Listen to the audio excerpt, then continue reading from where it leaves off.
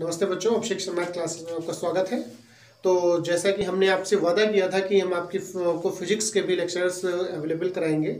तो अब देख रहे होंगे कि बोर्ड एग्ज़ाम जैसा कि पहले अनाउंसमेंट हुआ था कि अप्रैल के फर्स्ट या सेकंड वीक में होने थे, जो कि प्रैक्टिकल एग्ज़ाम अगर पहले करवा देते तो फिर अप्रैल के फर्स्ट वीक या सेकंड वीक में ही बोर्ड एग्ज़ाम हो पाते। लेकिन जो कि प्रैक्टिकल एग्ज़ाम को इन्होंने बोर्ड एग्ज़ाम से बाद में रखा हुआ है, तो अब आपके एग्ज़ाम जो है वो 24 मार्च से स्टार्ट हो रहे हैं। तो इस वजह से अगर देखा जाए तो बहुत थोड़ा सा समय बचा हुआ है आप, लेकिन फिजिक्स का जो आपका एग्ज़ाम है वो 15 अप्रैल को है। इस वजह से अगर देखें तो लगभग 1 महीने का समय है। तो कोशिश करेंगे जितने से ज़्यादा आपका रिवीजन हो जाए, क्योंकि अब वो समय बचा नहीं है कि हम आपको पॉइंट टू पॉइंट पढ़ाएं। तो पॉइंट टू पॉइंट या ज्ञान अर्जित करना है, ये ऐसा कुछ यहाँ पे मसला है ही नहीं। बस आपको किस प्रकार से नंबर लाने हैं, ये कैसे पढ़ाई करनी है, या किस प्रकार के बोर्ड एग्जाम में क्वेश्चंस आते हैं, बस केवल उनको फोकस करना है। हम केवल वही क्वेश्चंस बताएंगे जो बोर्ड एग्जाम की हैसियत के बराबर है और जो बहुत इंपॉर्टेंट है। और कुछ थोड़ा बेसिक नॉलेज को लेके चलते हैं कि जैसे एकदम से अगर मान लीजिए हम आपको व्यंजक बताने लगे तो आप उसमें बाद में सोचेंगे अरे ये इलेक्ट्रॉन क्या होता है, आवेश क्या होता है। इस तरीके से बहुत सी छोटी छोटी चीज़ें आपके सामने आ जाएंगी, तो आप सोचेंगे अरे ये किस बला आ गई है। तो इस वजह से थोड़ा सा लो लेवल उठाते हैं। तो जैसे कह रहे हैं, सबसे पहले आपने पढ़ा होगा कि आवेश क्या होता है। तो आवेश के बारे में तो बस इतना ही समझ लीजिए। आवेश के बारे में बहुत पूरी डिटेल नहीं देंगे। आवेश जो है वो 2 प्रकार के होते हैं, एक पॉजिटिव होता है और दूसरा निगेटिव आवेश होता है, या प्लस क्यू या माइनस क्यू से लिख लेते हैं, है ना। तो जब 2 प्रकार के आवेश हैं तो सीधी सी बात है उसमें 2 प्रकार के बल भी होंगे। 2 प्रकार के बल से मतलब इस तरीके से है, जब 2 पॉजिटिव या फिर 2 निगेटिव आवेश एक पास आ जाएंगे, मतलब ये कह लें कि समान सजातीय आवेश होंगे, तो वहां पर हमेशा प्रतिकर्षण बल कार्य करेगा। और इसी प्रकार से जब विपरीत प्रकार के आवेश होंगे, एक पॉजिटिव होगा और दूसरा निगेटिव, या फिर ये पहला निगेटिव है दूसरा पॉजिटिव है, तो इस प्रकार के जब भी आवेश होंगे तो वहां पर आकर्षण बल होगा, आकर्षण बल। तो ये प्रतिकर्षण बल और आकर्षण बल, ये जो हमारे वैज्ञानिक थे कूलाम ने इसकी थ्योरी दी, जिसे कहते हैं कूलाम का नियम। तो आपने कूलाम का नियम पढ़ा होगा कि दो बिंदु आवेशों के मध्य लगने वाला आकर्षण अथवा प्रतिकर्षण बल दोनों आवेशों के गुणनफल के अनुक्रमानुपाती तथा दोनों आवेशों के बीच की दूरी के वर्ग के व्युत्क्रमानुपाती होता है। इसे कहते हैं कूलाम का नियम, कूलाम का नियम। तो जैसा फिर से एक बार लैंग्वेज को बोलेंगे कि 2 आवेशों के मध्य लगने वाला आकर्षण अथवा प्रतिकर्षण, यहाँ पर आकर्षण अथवा प्रतिकर्षण इसलिए आ रहा है क्योंकि आवेशों के बीच में प्रतिकर्षण भी होता है और आकर्षण भी होता है। तो कोई एक बल नहीं कहेंगे कि ये नहीं कहेंगे कि केवल आकर्षण बल या केवल, तो चूंकि 2 बल लगे हैं तो दोनों ही कहेंगे कि आकर्षण अथवा प्रतिकर्षण बल उन दोनों आवेशों के गुणनफल के अनुक्रमानुपाती। तो जैसे मान लेते हैं 2 आवेश है, एक पहला आवेश है Q1 और दूसरा Q2 कहा गया है। तो 2 आवेश हैं, एक ये Q1 हुआ और ये दूसरा आवेश Q2 हो गया। तो कहा गया बल जो है वो दोनों आवेशों के गुणनफल के अनुक्रमानुपाती है। और फिर कहा गया है उनके बीच की दूरी, अगर इनके बीच की जो दूरी है इसे R मान लें, अगर ये जो दूरी है ये R हो, कहा गया है ये बल जो है उन दोनों आवेशों के बीच की दूरी के R के वर्ग के व्युत्क्रमानुपाती है, मतलब F प्रोपोर्शनल 1/r² होगा। अगर हम इन्हीं दोनों कंडीशनों को एक में मिला लें कि F जो है वो Q1 Q2 के अनुक्रमानुपाती और R² के व्युत्क्रमानुपाती है, तो दोनों अगर कंडीशन को मिलाएं तो यहाँ पर बनेगा F proportional Q1 Q2/r²। Clear हुआ। F proportional Q1 Q2 upon R square, ये कूलाम का नियम है। कूलाम ने जो फार्मूला दिया, जो वैद्युत बल का फार्मूला है, वो ये है। तो अगर यहाँ पर समानुपात का चिन्ह हटाएंगे तो आप जैसे जानते हैं समानुपात का जब भी चिन्ह हटाते हैं तो एक नियतांक जोड़ना पड़ता है उसके साथ में। तो यहाँ पर जो नियतांक लिखेंगे F बराबर 1/4 pi epsilon 0 into Q1 Q2 upon R square. वैसे तो ये फॉर्मूला होगा अगर दोनों आवेश किसी परावैद्युत माध्यम में रखे हुए हैं, किसी भी परावैद्युत माध्यम में जिनका परावैद्युतांक K है, अगर उनका परावैद्युतांक K है तो फॉर्मूला बनेगा 1/4 pi epsilon 0 K into Q1 Q2 upon R square. अगर यहीं पर अगर परावैद्युतांक की जगह पर निर्वात अथवा वायु हो, निर्वात और वायु के लिए जो परावैद्युतांक K का मान होता है वो होता है K बराबर 1। अगर K बराबर 1 होगा तो यहाँ पर फॉर्मूला बनेगा F बराबर 1/4 pi epsilon 0 into Q1 Q2 upon R square. Clear हुआ? ये है कूलाम का नियम। अब बात करेंगे ये जो नियतांक आया, ये 1/4 पाई एप्सिलॉन 0, इसका मान होता कितना है? तो 1/4 पाई एप्सिलॉन 0 का मान होता है 9 इंटू 10 की घात 9। 1/4 पाई एप्सिलॉन 0 का मान होता है 9 इंटू 10 की घात 9। क्लियर हुआ? क्योंकि ये बल है तो इनके मात्रक के रूप में न्यूटन लिखेंगे। आप जानते हैं बल का मात्रक न्यूटन होता है। क्लियर हुआ? तो आपने कूलाम का नियम देख लिया। तो कूलाम का नियम ज्यादा इसमें डिटेल में नहीं कुछ भी जाएंगे कि 1/4 पाई एप्सिलॉन 0 का मान 1/4 पाई एप्सिलॉन 0 का मान 9 इंटू 10 की घात 9 होता है। वैसे ही एप्सिलॉन 0 का मान भी होता है। सिंगल एप्सिलॉन 0 का जो मान होता है उसे लिखते हैं 8.85 इंटू 10 की घात -12। इस प्रकार से ज्यादा डिटेल में नहीं जाएंगे क्योंकि ये सब जितने भी मान हैं ये आपको पेपर में खुद दिए जाएंगे। जिस पेपर की शुरुआत में या फिर कहीं आखिरी में या जिस क्वेश्चन में प्रयोग हो रहे होंगे उस क्वेश्चन की लास्ट में इस तरीके के जितने भी नियतांक हैं लगभग उनके मान दे दिए जाते हैं। जिस प्रकार से जैसे इलेक्ट्रॉन का आवेश होता है 1.6 इंटू 10 की घात -19 कूलाम, ये सारे मान। इलेक्ट्रॉन का द्रव्यमान जो है 9.1 इंटू 10 की घात -27 किलोग्राम। इस तरीके के जो भी मान है ये सब आपके पेपर में दिए होंगे, कुछ मान दिए होंगे, मतलब जो प्रयोग हो रहे हैं वो दिए होंगे। तो इसमें ज़्यादा डिटेल में नहीं जाएंगे क्योंकि मान के चलिए लगभग 27 से 28 चैप्टर आपको पढ़ाने हैं और केवल इतना ही समय बचा हुआ है। तो कोशिश करेंगे कि जो बहुत इंपॉर्टेंट है या ऐसे चैप्टर जिनमें केवल थ्योरी है तो उन चैप्टरों को हम नहीं बताएंगे। वो चैप्टर लेंगे जिसमें से न्यूमेरिकल और व्यंजक आपके बोर्ड एग्जाम में पूछे जाते हैं, किस प्रकार से पूछे जाते हैं, बस उसमें से भी वो भी सिलेक्टेड क्वेश्चन ही बात करेंगे जो बहुत इंपॉर्टेंट है, बस उन्हीं को लेंगे।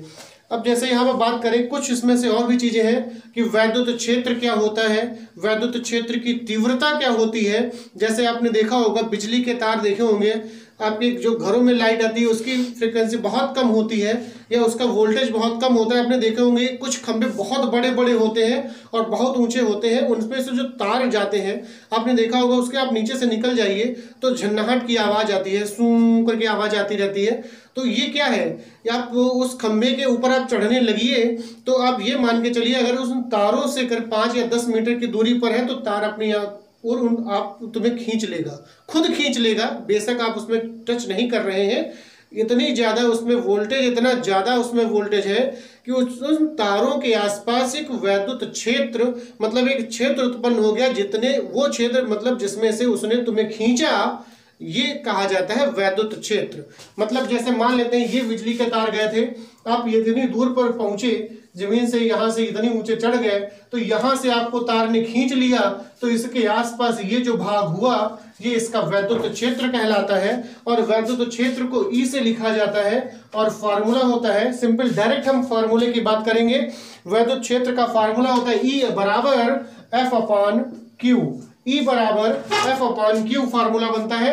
अगर हम यहाँ पर F की बात करें तो E बराबर जैसे 1 अपॉन Q और इंटू अभी F का मान आपने लिखा था, F का मान था 1 अपॉन 4 पाई epsilon 0 into Q1 into Q2 upon R square. अगर यहाँ पर Q1 इंटू Q2 ना बात करके एक आवेश और दूसरा परीक्षण आवेश मतलब Q0 लिया जाए तो F अपॉन E बराबर F अपॉन Q0 होगा। वैसे Q0 ये दोनों कट जाएंगे।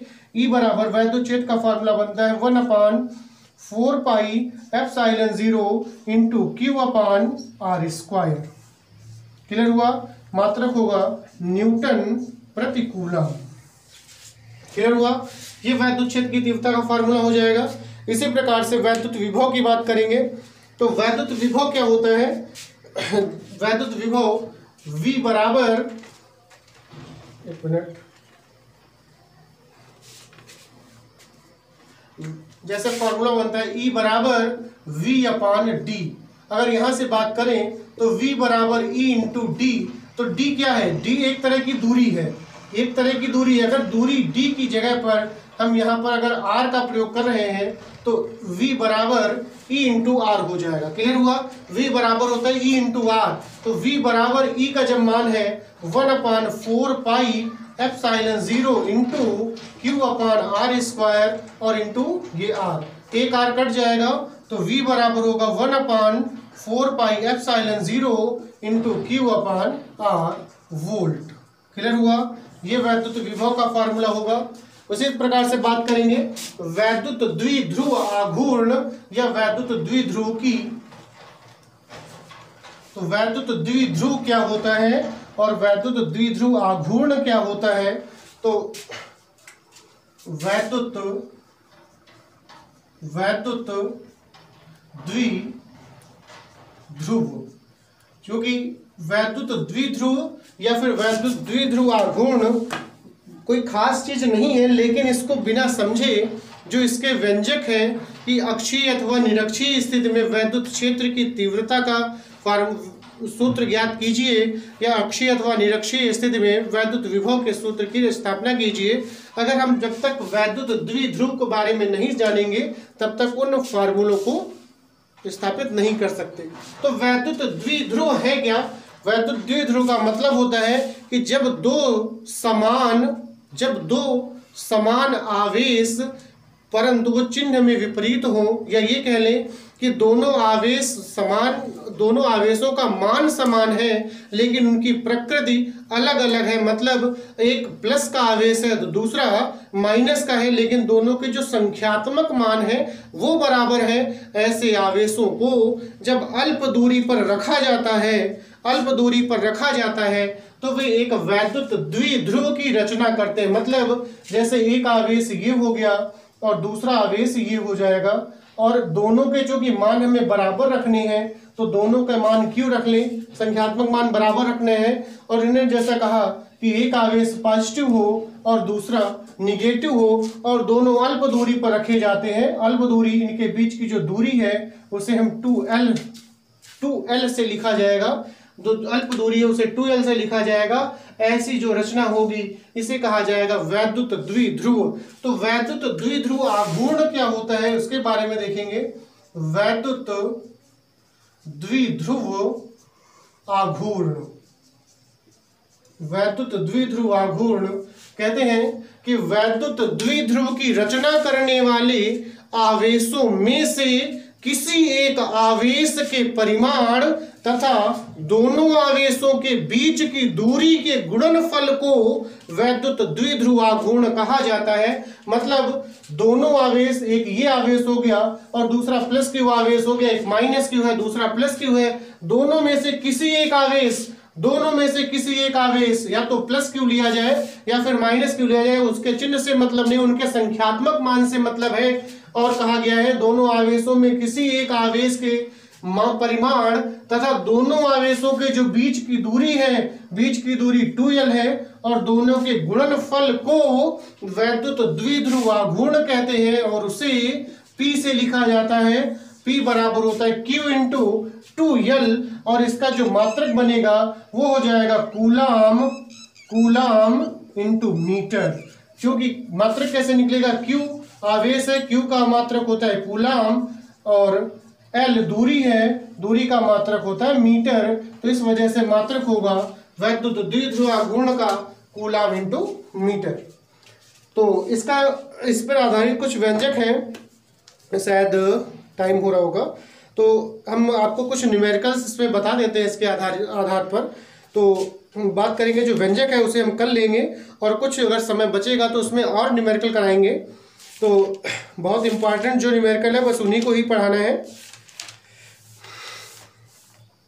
जैसे कहा गया है कि एक चालक पर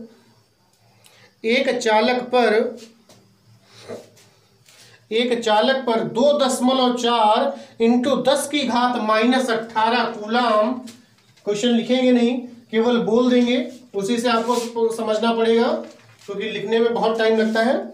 जैसे कहा गया है कि एक चालक पर 2.4 इंटू 10 की घात -18 कूलाम धनात्मक आवेश है, मतलब एक चालक पर ये आवेश दिया गया है, मतलब उस चालक का कुल आवेश दिया गया है, और कुल आवेश को लिखेंगे Q से, तो Q बराबर दिया गया 2.4 इंटू 10 की घात 18 कूलाम। 2.4 इंटू 10 की घात -18 कूलाम ये आवेश दिया गया है। धनात्मक आवेश है, क्योंकि धनात्मक आवेश कहा गया है। उसके बाद कह रहे हैं इस चालक पर कितने इलेक्ट्रॉन की अधिकता अथवा कमी है। n बराबर पूछा गया, इलेक्ट्रॉनों की संख्या पूछी गई, n बराबर पूछा गया, और कहा गया इलेक्ट्रॉन अधिक है अथवा कम है। तो आप ये समझिए अधिक कम होंगे और कम कब होंगे, तो सीधी सी बात है, आप जानते हैं इलेक्ट्रॉन पर ऋणात्मक आवेश होता है। इलेक्ट्रॉन पर ऋणात्मक आवेश होता है, मतलब अगर किसी चालक पर ऋणात्मक आवेश है तो मतलब सीधी सी बात है वहां पर इलेक्ट्रॉन अधिक होंगे, इस वजह से उसका आवेश जो है वो ऋणात्मक है। अगर कभी ये कह दिया जाए धनात्मक आवेश है चालक पर, तो मतलब सीधी सी बात है वहां पर इलेक्ट्रॉन कम होंगे।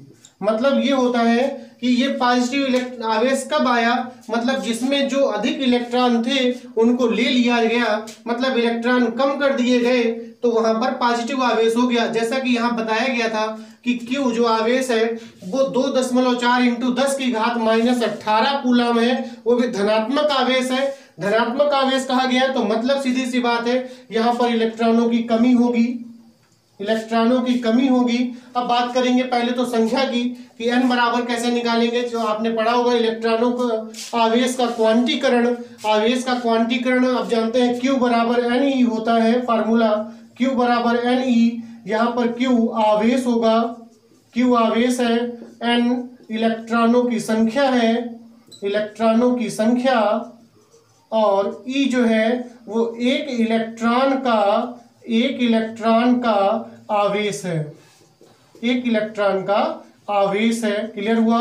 तो वैसे ही Q बराबर, चूंकि Q बराबर होता है Ne, तो इसलिए N बराबर Q बटा E, तो N बराबर हो जाएगा, Q का मान दिया गया 2.4 इंटू 10 की घात -18 और बटा E का मान आपको पता है 1.6 इंटू 10 की घात -19 होता है। क्लियर हुआ। क्योंकि यहाँ से दशमलव हटा लें और उसके बाद अगर जो कट रहा है उसे काट लिया जाए, तो इसे हम 4 से काट लेते हैं, तो 4 छक 24 और 4 चकू 16, तो 2 से और कट कर लें, 2 दूना 4 और 2 तिया 6, तो n बराबर यहाँ पर आएगा 3/2 और इंटू, अब घातों को देखेंगे, क्योंकि यहाँ पर 10 की घात -19 है और यहाँ 10 की घात -18 है, तो 19 घात को जब हम ऊपर ले जाएंगे, मतलब 10 की घात ऊपर है -18 और नीचे से 10 की घात -19 को ऊपर ले जाएंगे तो 10 की घात +19 हो जाएगी, और गुणा करने से आपको पता है घातें जुड़ती हैं,